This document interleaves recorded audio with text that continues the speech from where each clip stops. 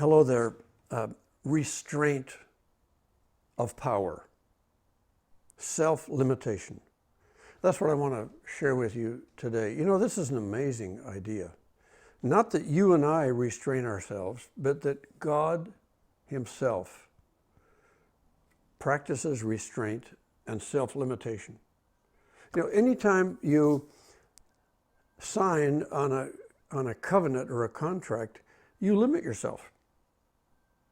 If I'm buying a home and I sign the mortgage papers, I no longer have just free reign of what I'm going to do with my income that month.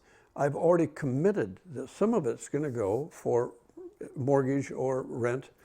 When you get married, I'll tell you, for all of the blessings that you get in a marriage, there are restraints.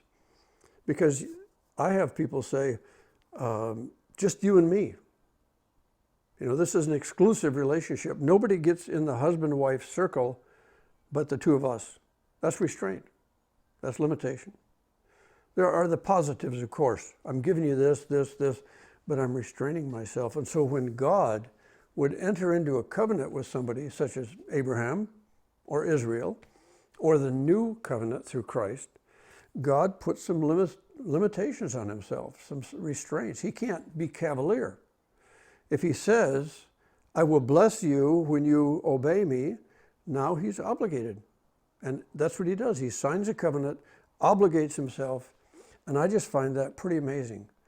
That the God of the universe, who can bring everything into existence in a relationship, limits Himself. I know I'm being a little redundant about that.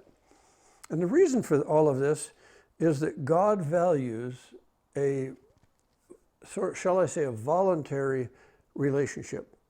He would rather have one little angel out on the stage saying, I love you, God, if He does it by choice, than to have millions doing it who are programmed to do this, who have no choice. You call it predestination, whatever you want to call it.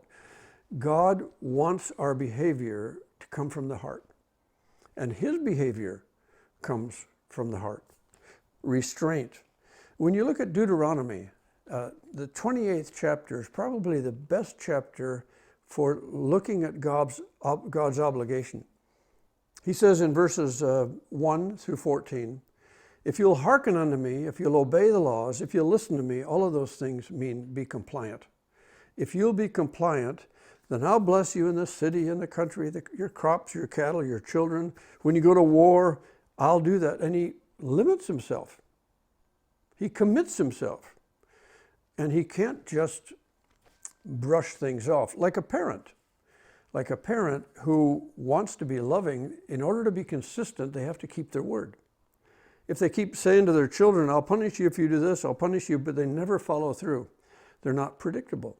And that's one of the things that a covenant does, is it makes God predictable. And we like a certain amount of predictability, not about everything in life, but about the things that are addressed in the covenant. So we can count on, that's what predictable is about, we can count on God behaving certain ways if He has covenanted Himself to do that. So it's just a little idea. It's a big idea, but just a little video here to say, this is something that I so admire and love about God, is that while He can call inanimate objects into being, when it comes to a relationship, it only matters if we both make a commitment that obligates ourselves. And that's what He's done with us through covenant. God bless you as we study this together.